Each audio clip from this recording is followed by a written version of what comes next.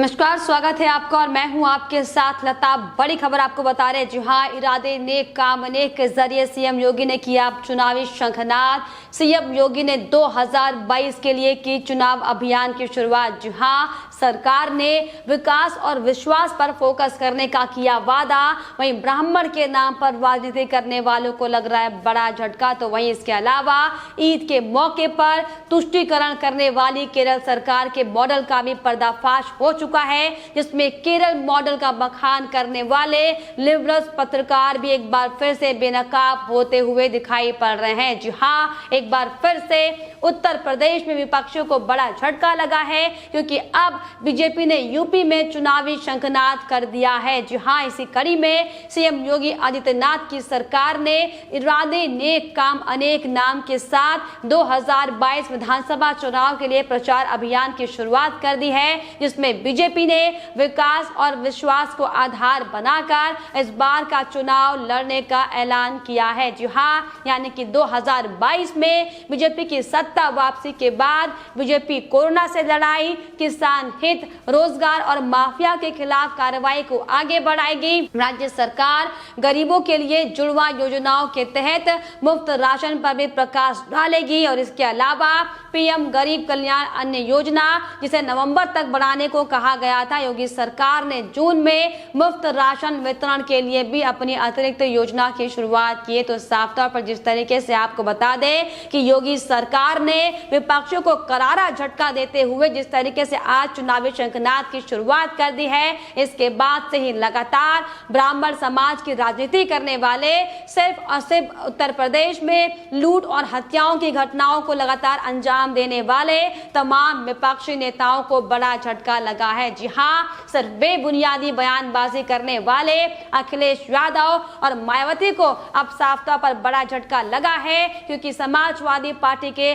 प्रमुख अखिलेश यादव ने जिस तरीके से हाल ही में यह दावा किया था कि उनकी पार्टी चुनाव में 351 सीटें जीतेगी और बीजेपी का सफाया उत्तर प्रदेश से हो जाएगा। और ये भी दरअसल अखिलेश यादव कहते हुए नजर आए थे कि बीजेपी ने जनता को जो सपने दिखाए हैं वो पूरे नहीं किए गए, लेकिन सीएम योगी पूरे देश में किस तरीके से नंबर 1 बन चुके हैं, ये रिपोर्ट जनता पहले ही प्रदेश को दे चुकी है। और इसीलिए दरअसल अखिलेश यादव घबराए बैठे हुए हैं और लगातार ये कहते हुए दिखाई पड़ रहे हैं कि समाजवादी पार्टी विकास के मुद्दे पर चुनाव लड़ेगी और 351 सीटें जीतेगी। तो वही मायावती भी कहीं पीछे दिखाई नहीं पड़ रही है, क्योंकि लगातार मायावती भी 2022 के रण को लेकर अपने चुनाव में जीतने को लेकर पूरी जोर आजमाइश करती हुई दिखाई पड़ रही है। लेकिन आपको बताते चले कि जिस तरीके से उत्तर प्रदेश में योगी सरकार के काम का डंका बजता है, जिस तरीके से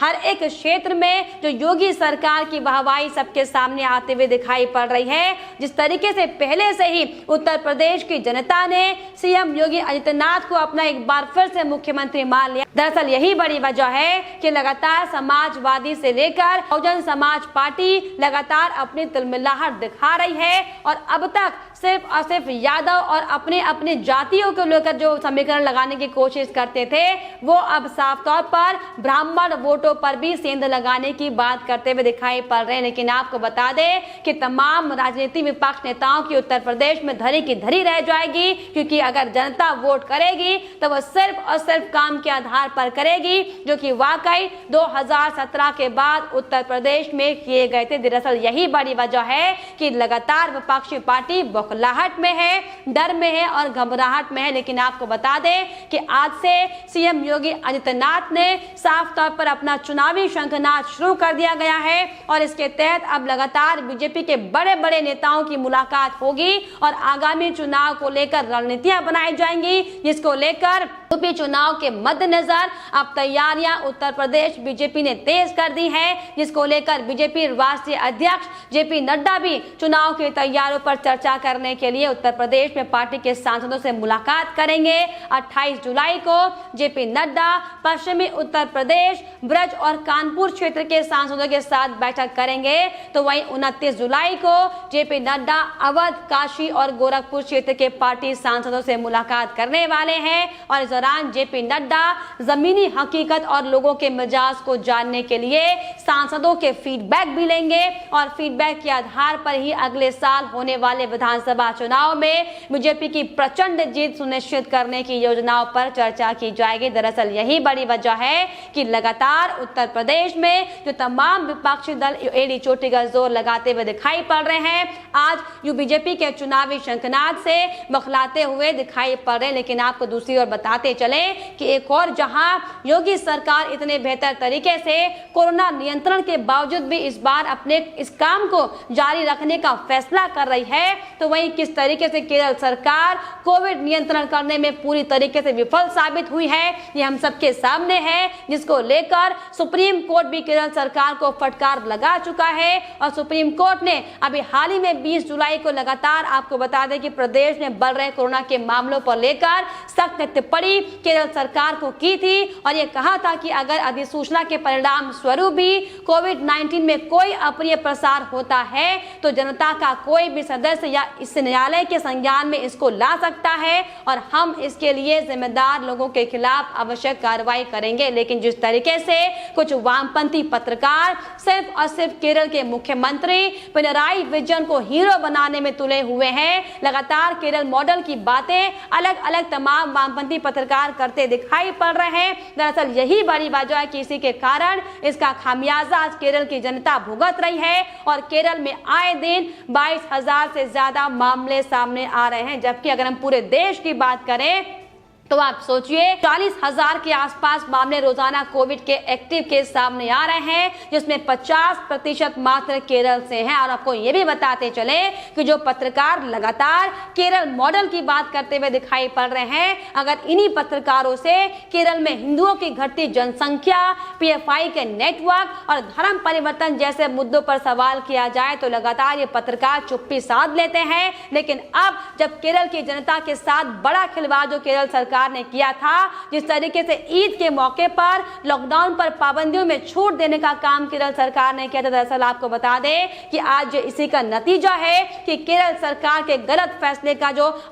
खामियाजा है वो केरल की जनता को भुगतना पड़ रहा है। लेकिन इसको लेकर अब लगातार बीजेपी और तमाम अन्य बड़े बड़े बुद्धिजीवी केरल सरकार की निंदा कर रहे हैं। इसमें बीजेपी नेता बीएल संतोष ने साफ तौर पर अपना बयान देते हुए कहा कि भारत में कोविड के सक्रिय मामलों में से 50% केरल से हैं। राज्य के लोगों के लिए इस तरह के कठोर प्रशासन के लिए खेद है। एमएसएम की विश्वसनीयता भी तनाव में है। केरल कुछ लोग जो इस पर चर्चा कर रहे हैं, स्पष्ट कारणों से बाकी सभी की प्राथमिकताएं कहीं और ही दिखाई पड़ती है। तो इसको लेकर आपको बताते चले कि सीएम योगी आदित्यनाथ के मीडिया एडवाइजर मृत्युंजय कुमार का भी प्रतिक्रिया सामने आया है। उन्होंने साफ तौर पर लिखा कि केरल में एक दिन में 22,000 केस मुस्लिम बहुल इलाकों में भी ईद की छूट के बाद तेजी से बढ़ रहे हैं। कोविड के मामले केरला सेक्युलरिज्म की बहुत बड़ी कीमत चुका रहा है। जी हां, दरअसल हमने आपको पहले रिपोर्ट्स में दिखाई थी कि किस तरीके से केरल सरकार ने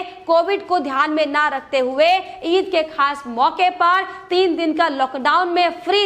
उन लोग को छूट दी थी नियमों में, जिसके चलते अब लगातार केरल में दुगनी तेजी के साथ कोरोना के मामले लगातार बढ़ रहे हैं, जिसको लेकर सुप्रीम कोर्ट भी केरल सरकार को फटकार लगा चुकी है। तो वहीं इसको लेकर आपको बता दें कि केरल में लगातार कोरोना के बढ़ते केस को लेकर बीजेपी के राष्ट्रीय प्रवक्ता संबित पात्रा की भी प्रतिक्रिया इस पर सामने आई है। उन्होंने विपक्षी दलों पर निशाना साधते हुए साफ तौर पर उन्होंने कहा है कि केरल में कोरोना के मामले लगातार बढ़ने के पीछे तुष्टीकरण की राजनीति जिम्मेदार है। बीजेपी प्रवक्ता ने केरल सरकार पर तुष्टीकरण की राजनीति का आरोप लगाते हुए साफ तौर पर यह कहा है कि कांवड़ यात्रा को लेकर उत्तराखंड और यूपी सरकार ने गंभीरता दिखाई और यात्रा को रोक दिया था। कांवड़ यात्रा को लेकर सुप्रीम कोर्ट ने जो आदेश दिए थे उसका पालन सरकारों की ओर से सही तरीके से किया गया, लेकिन बकरीद के दौरान केरल में 3 दिन की जो छूट दी गई थी, दरअसल उसे लेकर सुप्रीम कोर्ट भी चिंतित था और उसी का यह नतीजा है कि आज दुगने मामले केरल में सामने आते हुए दिखाई पड़ रहे। तो वहीं इसके अलावा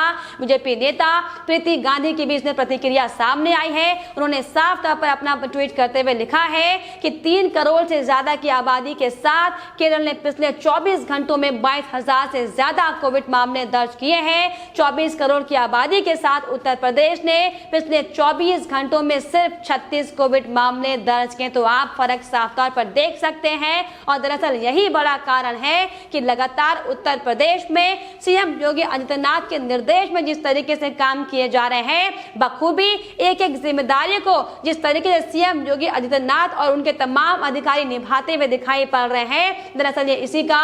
परिणाम है कि उत्तर प्रदेश में लगातार जिस तरीके से मामलों में कमी कोरोना के देखी जा रही है, ये बड़ी मिसाल पेश करता है कि योगी आदित्यनाथ के नेतृत्व में जिस एक्टिव मोड पर आकर अधिकारियों ने काम किया है, दरअसल ये सिर्फ और सिर्फ उसी का नतीजा है कि देश और दुनिया में योगी सरकार का डंका बजता हुआ दिखाई पड़ रहा है। लेकिन जिस तरीके से केरल सरकार ने अपनी भारी लापरवाही दिखाते हुए प्रदेश की जनता के साथ खिलवाड़ करते हुए, इनकी जिंदगी के साथ खिलवाड़ करते हुए जिस तरीके से जो बड़ा फैसला ईद के मौके पर लिया था, आज उसी का खामियाजा केरल की जनता भुगतने जा रही है, जिसमें आए दिन देश के 50% मामले केरल राज्य से सामने आ रहे हैं, जो कि वाकई साफ तौर पर बेहद ज्यादा चिंता का विषय है, जिसको लेकर सुप्रीम कोर्ट भी हालांकि केरल सरकार को कई बार फटकार लगा चुका है। लेकिन आप फिलहाल इन तमाम खबरों को लेकर क्या अपनी राय रखते हैं, हमें कमेंट बॉक्स में जरूर लिखिएगा। साथ ही साथ हमारे चैनल को सब्सक्राइब करना भी ना भूलें।